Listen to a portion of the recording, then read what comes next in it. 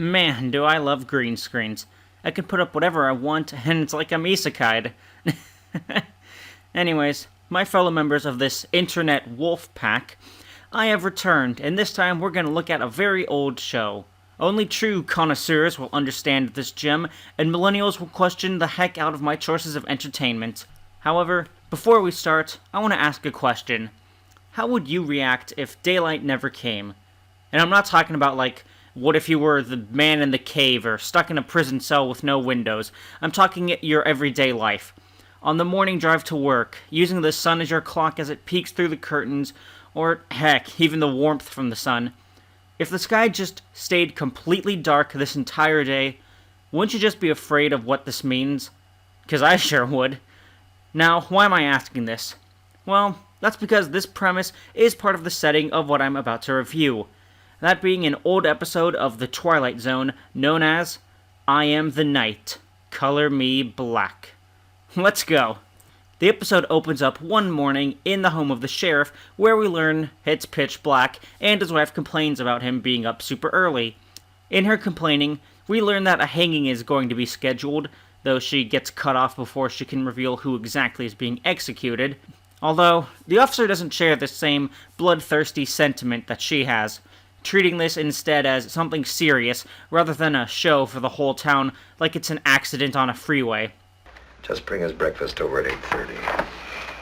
Oh, Charlie, how does he like his eggs? Edible. They're the last ones he's gonna eat, so make them edible. It may be a small line, but it just brings a smile to my face when I hear funny banter between married couples. It then skips to 8:30 in the morning. See, I can read a clock still. Wait, that's 7:30, and the darkness is still around them.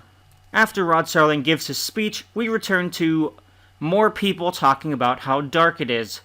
At least we get some new information, like how this small town is currently the only place with this darkness, and also some insight into one of the other officers, who is pretty bloodthirsty. Oh, also our dead man walking is also in jail because he killed a member of the Ku Klux Klan, and also that our bloodthirsty cop is the only eyewitness, so perhaps this case may actually be skewed a little bit. Not only that, but this news editor and more moral cop also withheld their own information regarding the case, so perhaps this isn't actually the most fair execution. It's good stuff. If it were important at all. More on that later, because we get to meet our convict, Jagger. He is getting pretty antsy given he is set to hang, but also claims that he is guilty of the killing. Jagger then goes off about how he and this editor are different in that he's a bad guy that can only be seen as a bad guy by the general public, and changing their attitudes is effectively not worth the time, because although they may be people and not animals, they are still bloodthirsty like animals. Whew, halfway into the episode now, and we are at the gallows in preparation for the hanging. With the trio back together, we learn even more info about this case.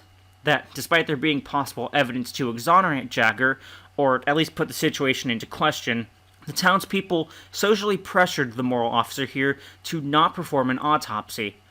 They all have their reasons for their lying, but none of that matters now, as the only thing they can do is to move forward and get on with it. The Reverend then gets introduced, and he gets a little talk with Jagger.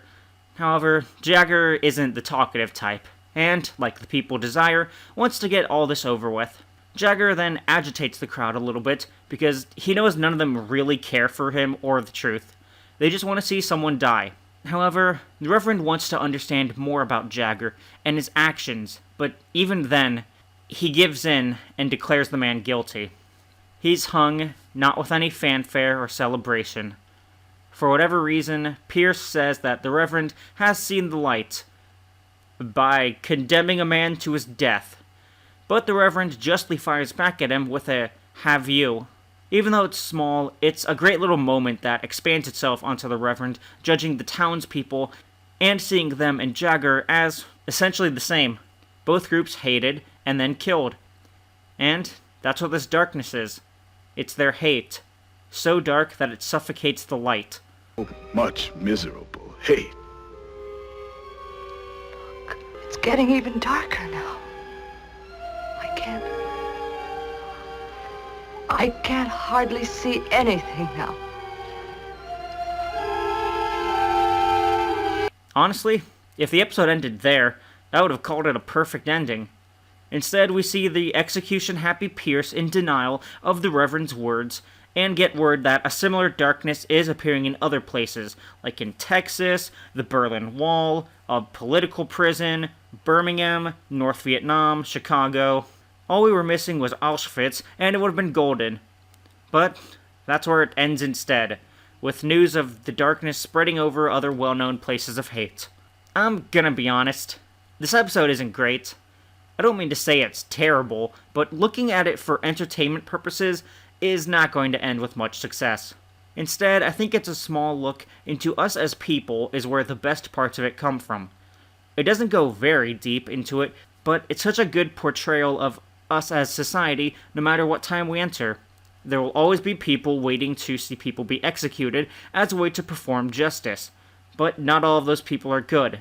Sometimes they just want blood, no matter the cost. And that part is evident when the sheriff mentioned they were the ones who didn't want an autopsy to be done. They saw Jagger as the killer, and he should be condemned as such. And their desire feeds into more of this more philosophical stuff, that being people falling in line when it's convenient. People tend to fall in line with the crowd, so they are not next on the chopping block of the mob's justice, or maybe to get something from the mob. Typically, it's acceptance.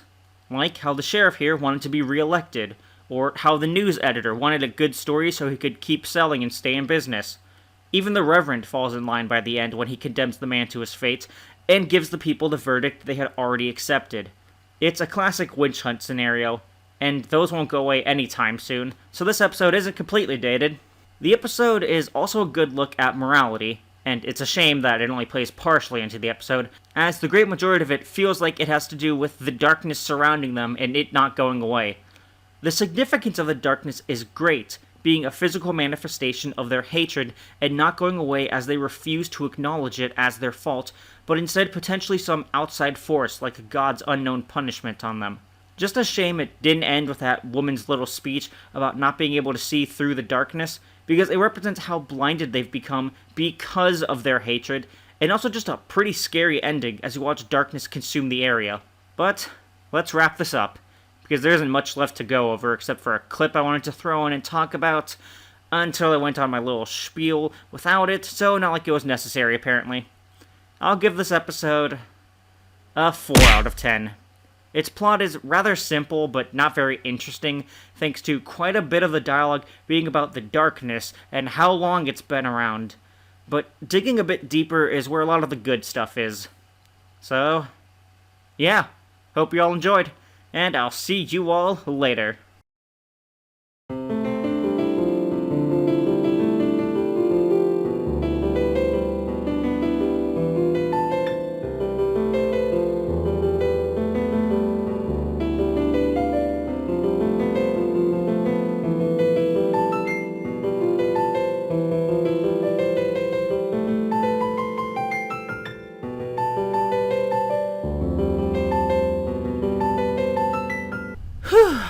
Glad I finally got that out of the way. Now, to edit this stuff together, and then Sis can finally get off my back. Hopefully there's no distractions this time,